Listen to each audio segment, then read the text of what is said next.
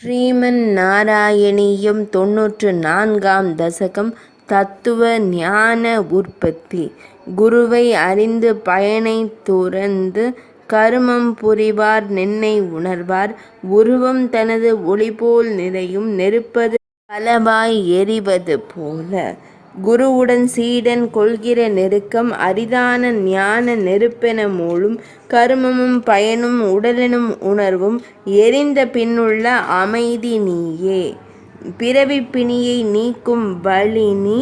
அறிவு செல்வம் ஆயுர்வேதம் மறைகள் உரைக்கும் 8ஆம் யோகம். அறநூல் சொல்லும் 6 கருமம்.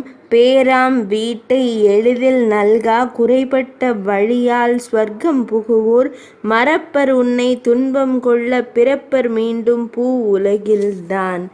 உந்தியோன் தனக்கும் மரணம் உண்டு அந்திமம் தன்னை அஞ்சியே வாழ்வான். முந்தைய வினையால் நரகில் உழல்வோர் வெந்ததை எங்கனம் கூறுவேன் கண்ணா. பந்தமதை நீக்கி பற்றினை அறுத்து என் துன்பம் தீர்ப்பாய் குருபவன புறத்தோய்.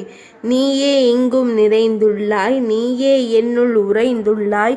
மாயையே பந்தம் ஞானமே முக்தி துய்க்கும். பாசம் உறக்க நிலையாம் உய்க்கும் ஞானம் விழிப்பு நிலையாம். மெய்யது தாமென காண்போர் இங்கே மெய்ப்பொருள் உன்னை உணர்வாரிலரே.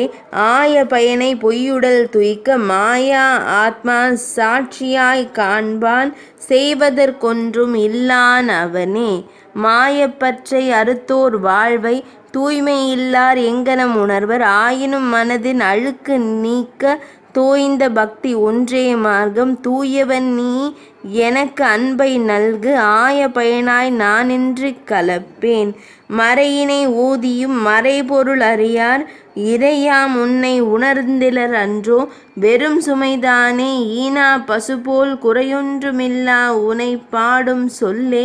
நிறைந்தெனது நாவில் நிலைத்திடல் வேண்டும் பறை தரும் தேவா இவ்வரம் வேண்டும்.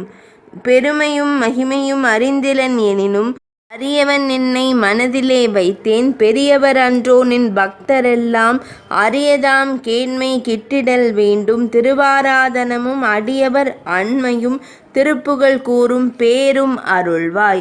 என்னுடையதென்று ஒரு பொருளும் இல்லை என்றும் நான் உனது அடிமையே ஆவேன்.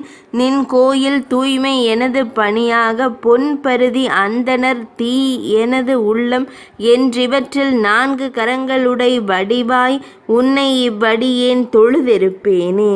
நின் கேண்மை தன்னால் கோபியர் உய்ந்தார் அன்பே. நினையடையச் சிறந்ததோர் வழியாம் தானமும் தவமும் பிற கருமம் யாவும் நன்னெறிகள் தாமே. கடினமாம் பாதை நின் அருளால் பக்தி யோகமதை அளித்து என் பிணிகள் தீர்ப்பாய் குருவாயூரப்பா. 94ஆம் தசகம் இனிதே நிறைவடைந்தது.